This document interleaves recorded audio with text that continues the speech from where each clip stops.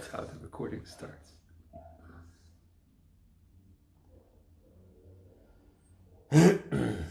Any day, Hans Comyn. Once again, the world is waiting on Hans Comyn.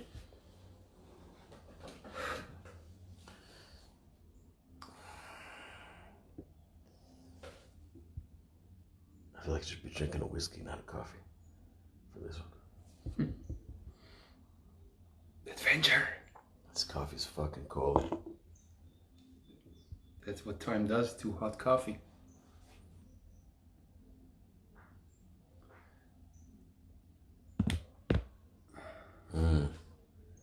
Interesting. That's what time does to hot coffee.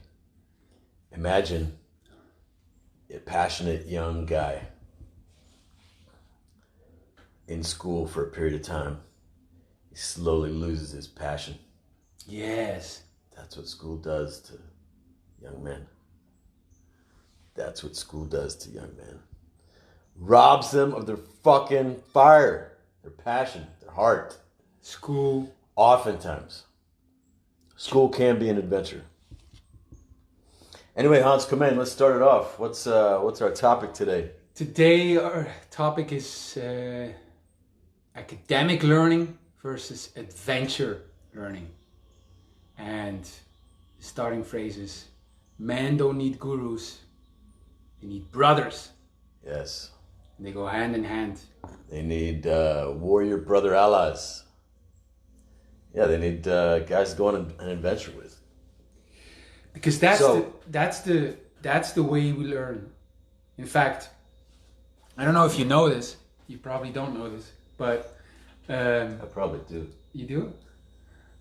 When I was doing my PhD in philosophy, I was working with Bruno Latour and Jean-Paul van Bendigem, Isabel Stenger, some of the brightest minds of the 21st century, and we were what we research is how people learn, and really opposing the old school system, teaching system, which is top down from a teacher to a student, from the one who knows to the one who doesn't know and wants to learn, and the expert and the layman, and this is one of the worst ways for someone to learn, to have knowledge stick, to have for people to really start exploring for themselves as well. It's one of the worst systems because it keeps the student very passive, yes, receiving, consuming, and not contributing. Yes.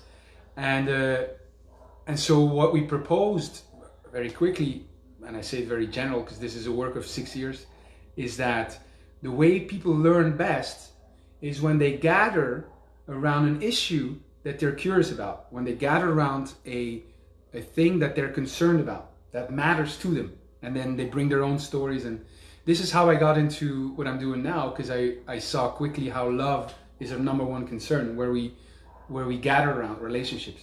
And so the academic way of teaching, the academic way of learning is completely is one of the worst systems for someone to learn. Instead, what we propose now is adventure learning. Yes. Which is, you learn by doing, you learn by traveling, you learn by sharing, you learn by exploring. Well, think of, imagine there's a dragon on the outskirts of your city, mm-hmm, right? And it's killing people, it's threatening people, it's causing havoc. And so you get a bunch of the top people in the city come together and like, man, what are we going to do about this dragon? Mm-hmm. And, the head of the university says, well, we could create a course on killing dragons, Sit your ass down! So the experts at City Hall think it's a good idea, Meanwhile, the dragon's eating people, burning shit. He's at the school already.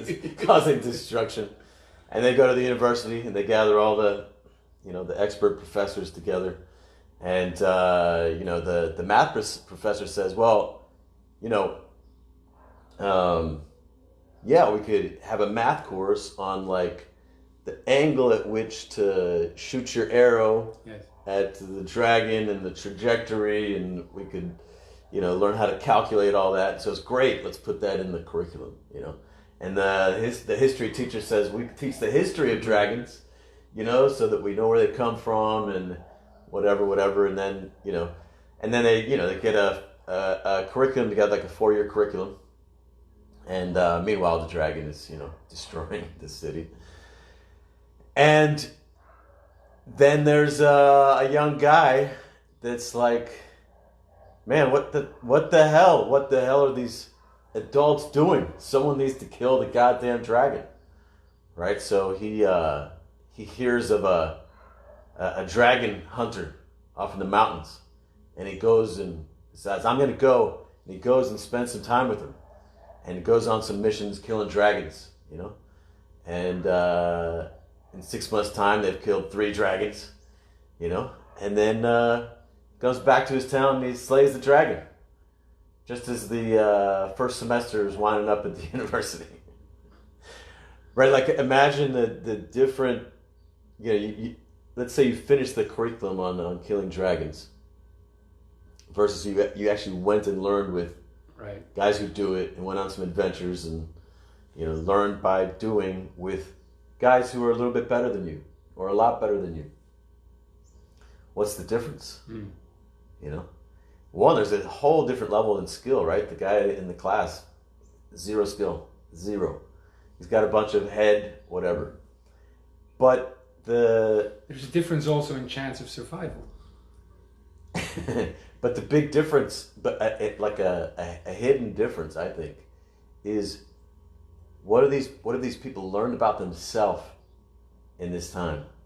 The ones sitting in the university for 4 years are like, what they've learned continually is, I'm not ready yet. I'm not ready yet. I'm not ready yet. I need to prepare more. I need to prepare more. Yeah. Life's out there, but I'm not ready yet. Mm-hmm. I can't do it yet. I need more stuff in my head before I'll be ready. And the other one's like, I have what it takes. I have what it takes. And what's the difference in level of aliveness? Right? Yes. Imagine the one out there slaying dragons. Well, yeah. And the one who's sitting passively learning from teachers. Well, if this is for men that seek an aliveness, that want to feel alive, that want to also explore how it is with women, for sure the main avenue must be adventure. How are you going to learn about aliveness and passion when you're sitting at home in Pump Handle, Iowa, and read an online course on picking up girls. Instead of going out there with someone else or someone you admire and wants to show up as a brother for you, the other side of the world, and meeting girls there. I mean, it's quite obvious. The academic way can always accompany the adventure learning, I say, but yes, the adventure must be number one. You're gonna learn so much more. Yes. One day of adventure than. I think of what I learned during my time with O, who showed up like a brother in my life, and I saw his ability to move through worlds and communicate with people and make things happen that I couldn't in so many ways. And we went on adventures together. Around the world and in the States. And I kind of what if I had, tried to learn what he wanted to teach me just academically, just sitting around reading about aliveness, desire, women, wisdom. I just realized this is exactly the leap I did because I was studying this academically. I was doing this at university, teaching about this, talking about it, and something is like, huh? And then I meet Zan, and I got an invitation of an older brother who could mentor me into adventure. Yes. And the same thing. And that, in a way, that's also what he's teaching, but he's living it. Yes. Right? And he's adventuring while doing it. Exactly. And then you went on that learning adventure. Yes. And, what was the difference for you? Well, aliveness. It's like, I still remember when wait, that's a small I mean, who cares about aliveness, really? I mean, it's about how much you know. I say, what is he saying? Are you trying to set me up or what? Of course, it's everything, you know? It's like to be alive, to be seduced, you know, to be on fire, to be inspired, to have the Holy Spirit is the Holy Grail, you know, to feel that. And I was doing well at university and I was great. And I had a great career in front of me and I was, well, everything. I had status, everything. Yeah. But I didn't, I remember saying, there's no sexy science. There's no like, I wasn't seduced, I wasn't on fire. And yeah, when an invitation came for adventure and go and think about the same things in a way, you know? How can we learn like gather around things instead of like teaching the same thing, but not in an academic sense, but in a real life sense, meeting people, gathering people. Yes. And yeah, one day of travel is worth 2 years of academic study, you know? Yeah. It's just...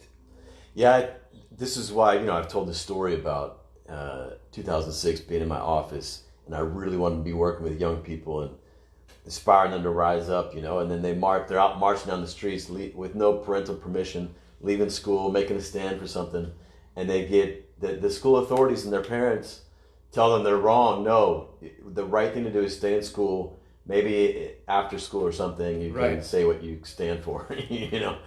And after school activities. And I was fired up, pissed off, and a lot of the authorities were actually punishing, putting the kids in jail, fines, expelled from school, things like this.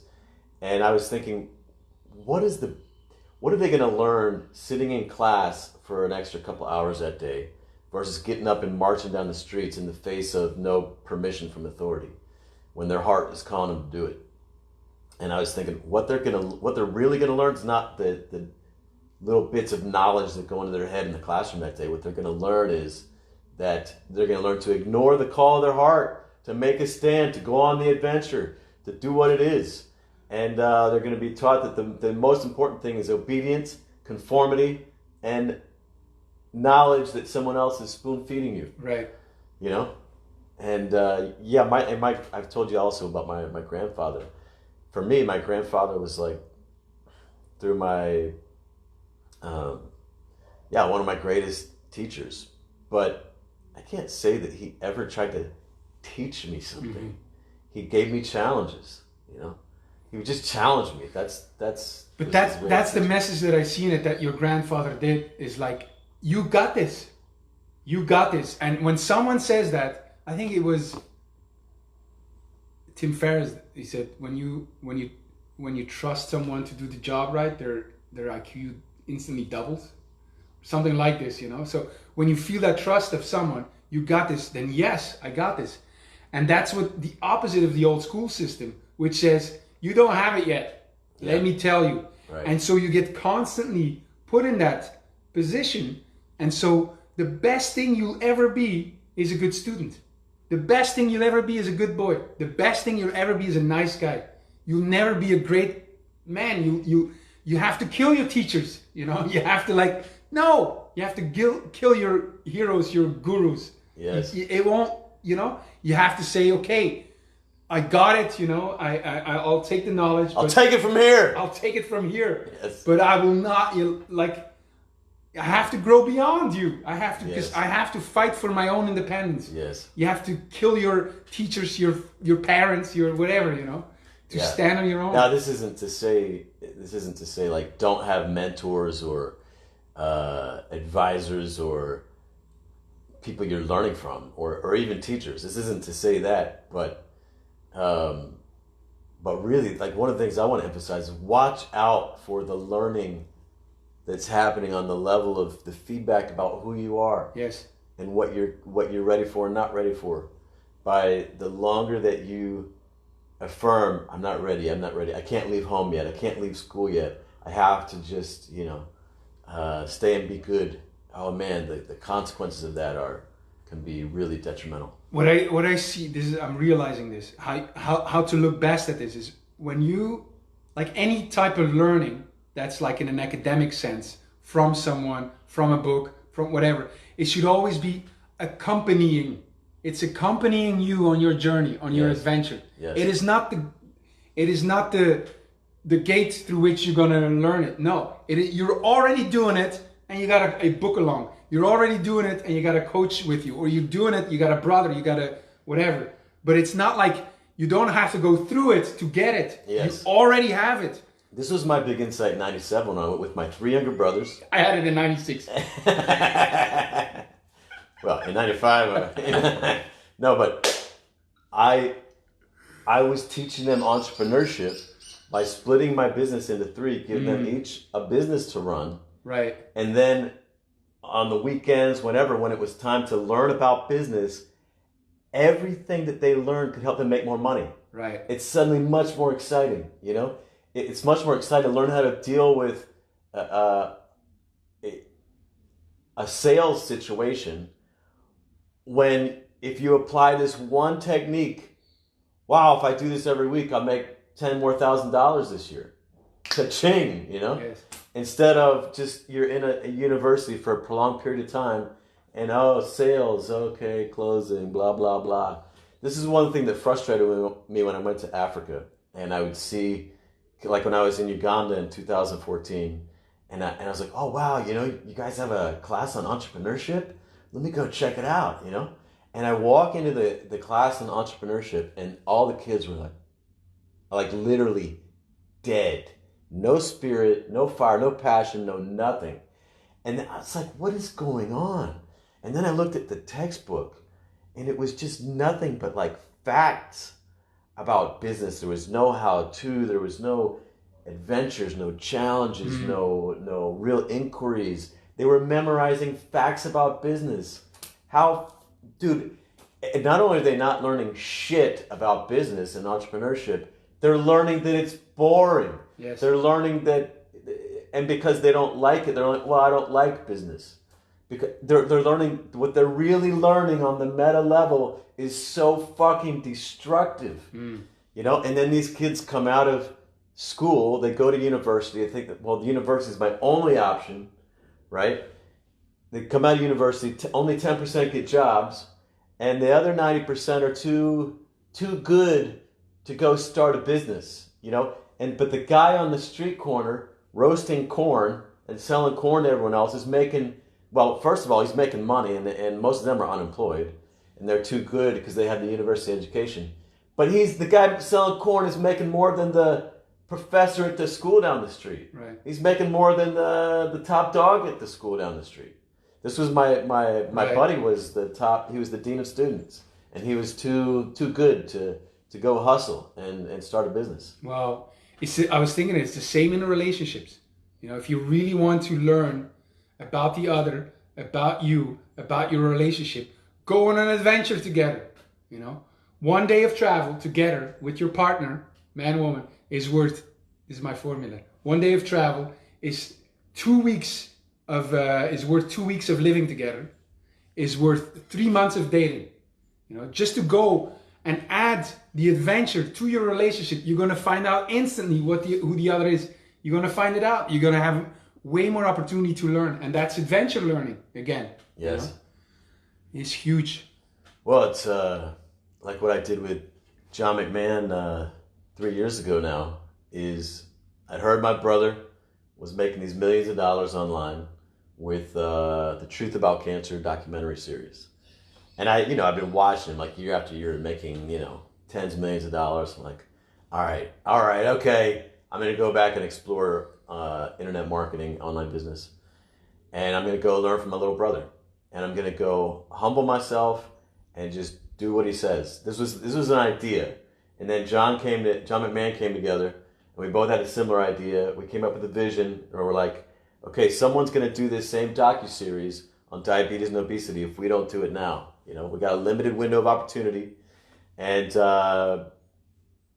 we knew it would take risking everything that we got, our comfortable, easy lives we both created for ourselves, going deep into debt again because we were both free of debt, and I could get stuck in the USA in debt and whatever, like if we fail, and everything was on the line, and we decided to go for it.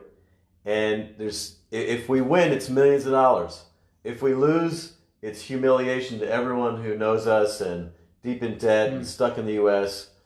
It's like big adventure, And in that situation, the mentor is crucial. So like we had my little brother in our corner, and and he's got a piece of the action, So he really wants to see us succeed. Plus I know he cares about me. He's my younger brother. And we just said, all right, we're going to do exactly as he says, We do exactly as he says. But it's a different situation because you're not learning from some teacher in this classroom who's got a degree, who maybe has no experience, no real world experience. No, it's my brother who's doing it, who's done it. But you're also doing it anyhow. Yes. And now your brother is coming along as well. Yes. That's a resource. It's a resource for the journey you're already on. Yes. For the adventure you're already on. Yes. It's not like, okay, first this and then I'll go on the journey. Yes. No, it's like I'm going and I have this guy in my corner now. Yeah, one of the biggest things that stops people, since we're talking about men, is this thinking of like, I'm not ready yet. Yes. I need to get ready first. And how they try to get ready is this. They try to learn more. They try to learn more until they're comfortable enough to go on the adventure. Right. And it's fucked, but it's what they've been learned staying at home too long. Yes. Into their late teens and 20s. Staying in school too long when they had what it takes to go out in the real world. And the idea is the parents, the school system trains them, if not directly, indirectly, which is the worst because you don't even know. It's like the propaganda is just coming into you. You're not ready yet. You're not ready yet. You need to put more stuff in your head. And it's not only like I need more learning to be ready to go. It's also I need more money. When I tell people that, like I've been traveling for 12 years, mainly without money. People say, oh, wow, why I want to go travel. I say, why don't you go travel? Yes. They say, oh, I got to make more money. No. Yes. You do not need to make more money. Yes. There's so many examples. You do. Yes. You need to make time. Meaning, you just need to go. You're ready right now. You're ready right now. Yes. To go. I've met so many men traveling the world with no money. Yes. No money. Yes. Epic adventures. No money. So, but the thinking is preparedness. I need to prepare more. Yes. So that I'm comfortable enough to be safe on this adventure, which makes it far less of an adventure, by the way. What are all the preparations? I need to know more. I need to make more money. I need to take care of my people. Whatever it takes to feel comfortable going. Yes. Here's the thing. If you really want a life of adventure and aliveness, you don't measure by comfort. Yes. Because what you're doing is you're trying to get yourself out of your comfort zone. That by definition means going into your discomfort. Yes. So don't measure if you're ready to go by if I'm comfortable for the journey or not. Yes. Measure okay. That's aliveness. And go now. Like what's that animal you said? Make a leap now, today. He's going backflipping into what is the animal? There's an animal, the backflips? Yeah. Oh, the grasshopper. The grasshopper. It doesn't think, am I prepared to jump? Or it has no idea where it's going to land. Let's go. It just gets down on its legs and it flings itself into the air and into the wind. And it gets carried away and it lands somewhere. And then it's like, where am I? I love that. That's the best action you could take right now to get transformation. That's the best thing. Instead of studying, it's like jump and see where you land. I remember, and it's so great. Like, I remember, for example, waking up in Kuwait to the sound of the Muslim call to prayer. Singing like on loudspeakers around the city and coming into my window, and it's like wake up and it's like, where the fuck am I? Oh fuck, I'm in Kuwait and the Persian Gulf is right there, and it's this whole other world, and it's like you wake up on an adventure in the unknown, and the feedback is I'm an adventurer, right? And that feedback transforms you. Just a couple of weeks ago, like you were in we had met in Morocco. You went back to Kenya. I rode my bike to Malaga. And then that was like a week. We hadn't met. We had met in Morocco. Okay. You went to Kenya and I took the bike and I went to Malaga. Yes. I stayed there I think a week. And you were warning me for Corona. At this time I'm like, the fuck, you know? Yeah. And then really in the space of 4 or 5 days, it went from I'm not paying attention to this to holy fucking shit, you know? Yeah. Like not only holy fucking shit, like I'm not scared of the, well at that point I was, but I'm not scared of the virus, but I am like fuck with how scared people are and the consequences of that. Yeah, you get locked down. Spain went in complete lockdown. I remember I was biking until the Sunday, and the Monday they were locking it completely down. I had flights to Bucharest and then to Belgium to see my family, and so and I was thinking, fuck, I can go to Bucharest, get stuck there. I can go to Belgium, get stuck there. And you said, let's go to Brazil, you know. And I think it was on a Friday. It was on a Friday, and I'm like, no, it was on a Thursday. And on the Friday I'm supposed to leave to Bucharest and then to Belgium. And we're looking at flights, and the flights were very cheap to Florianopolis. I think it was $350 or something.